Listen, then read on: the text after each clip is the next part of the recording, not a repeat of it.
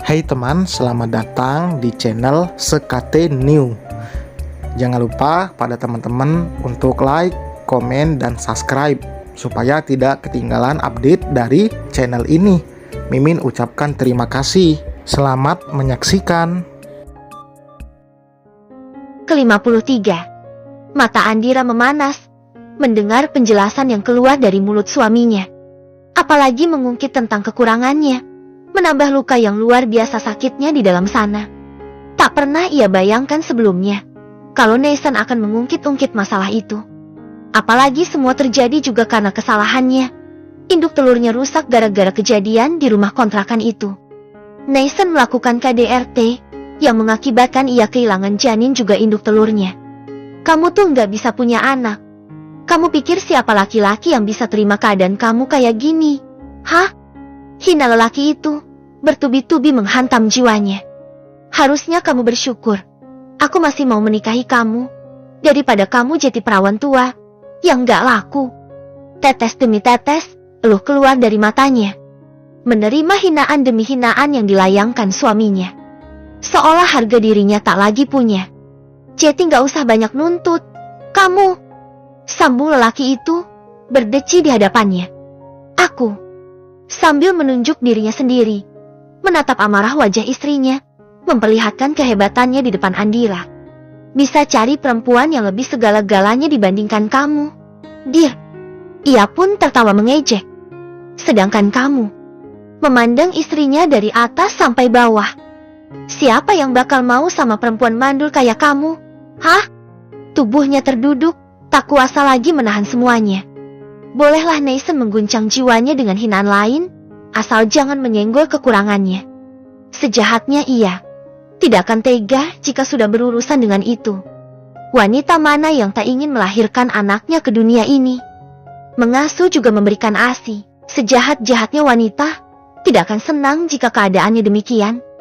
Begitu juga dengannya, tak kuasa lagi meluapkan kesedihannya. Ya, Nathan memang benar. Tidak akan ada yang mau dengan wanita mandul seperti dia. Karenanya Andira memilih bertahan dengan harapan Nathan bisa berubah. Sudahlah, percuma juga ngomong sama kamu. Gak ada gunanya, ucap Nathan. Berlalu masuk ke kamar mandi untuk membersihkan tubuhnya. Sedangkan Andira masih terduduk di tempatnya sambil terisak karena luka itu. Bukan cuma segitu, Nathan menyiksa batinnya. Segala apapun tidak pernah terlihat benar di matanya. Pagi itu sudah tertata makanan di meja makan. Itu pun disiapkan oleh mereka. Setelah dari lantai atas, memakai pakaian yang lengkap, Nathan pergi ke meja makan. Baru juga datang, ia sudah akan beranjak lagi. Sedangkan Andira sudah menunggunya di sana. Sudah mempersiapkan piring juga untuknya.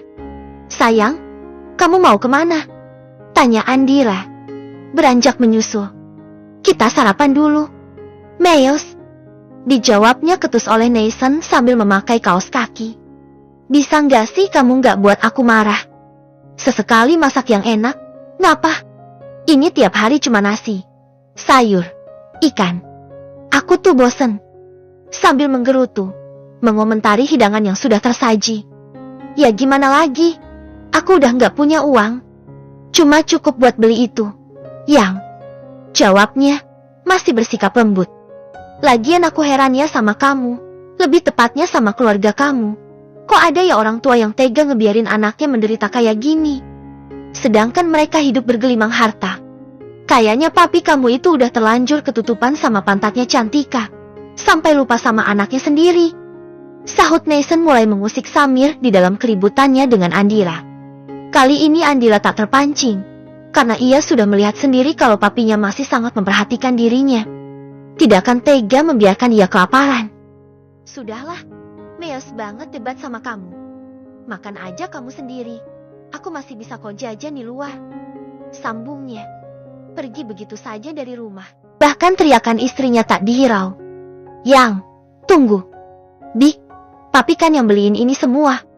Tanya Andira memastikan, terpaksa menginterogasi adnya sebelum berangkat ke Eja. Awalnya wanita itu tak berani menjawab. Sudah terlanjur janji sama Samir untuk tidak memberitahunya. Kalau Samir memberikan sejumlah uang untuk menutupi kebutuhannya. Bibik bilang aja, Dira janji gak akan bilang ke papi. Sambil terus mendesak agar wanita itu mau berkata jujur. Iya, Non. Emang Tuan Samir yang membelikan ini. Jawabnya. Tak berani angkat wajahnya. Tapi bener ya, jangan kasih tahu Tuan Samir ya, Non. Andira sudah yakin sejak awal kalau semua bahan makanan yang ada di rumahnya, papinya lah yang membelikannya. Papi. Andira menarik napas panjang. Selama ini sudah berprasangka buruk terhadap papinya. Mungkin sudah saatnya aku berdamai sama papi. Dengan begitu, papi akan luluh dan kasih apa yang aku mau. Gumamnya pelan, sambil memasukkan bekal miliknya ke dalam tas. Enggak ada salahnya mencoba. Hari itu Andira benar-benar menunjukkan keseriusannya untuk berubah. Ia bekerja dengan sangat baik, dan apapun yang dilakukannya dengan ikhlas. Tumben tuh orang benar, celetuk salah satu rekannya saat melihat hasil kerjanya hari itu. Halah palingan aja akting, biar dikasih ampun sama papinya. Timpal yang lain. Benar, gue juga mikirnya gitu. Orang kayak dia mana bisa sih berubah? Tanpa mereka sadari apa yang diucapkan didengar oleh Andira. Aku harus sabar menghadapi nyinyiran mereka. Aku akan tunjukkan ke papi kalau aku mau berubah. Gumamnya dalam hati, sambil terus melanjutkan pekerjaannya. Dia dipanggil Bu Ash tuh, ujar rekannya. Ia hanya mengangguk, lalu meninggalkan tempat itu untuk menghadap atasannya. Dia, tolong kamu antar hasil print-printan ini ke ruangan Pak Samir ya. Mesin print di ruangan beliau rusak, jadi dibawa ke sini. Suruh wanita bernama Ash itu padanya. Lagi-lagi Andira menurut dan membawa semua berkas itu ke ruangan papinya. Kebetulan pintu ruangan itu tidak ditutup. Pi, ini berkas dari Bu Ash, ucapnya menyerahkan map berwarna kuning ke papinya. Kamu taruh situ, Dir. Jawab Samir masih fokus dengan pekerjaannya. Ia menganggap anaknya itu akan seperti biasa, buat onar kalau sudah bertemu dengannya. Dira menaruh semua berkas itu ke meja.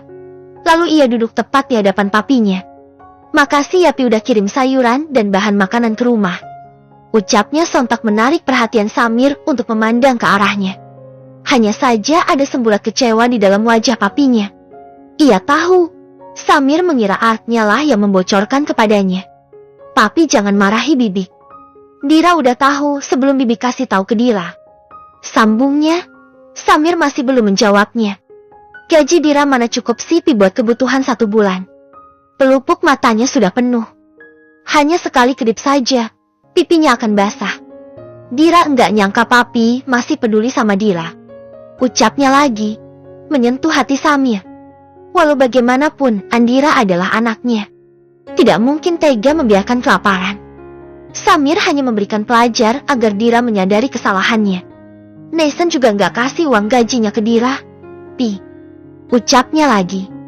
Kali ini ia tak lagi bisa menahannya. Air matanya itu berjatuhan membasahi pipi. Teringat perlakuan lelaki itu tadi pagi. Kamu kenapa? Nangis? Tanya Samir, menatap wajahnya yang sembab itu. Apa dia menyakitimu lagi?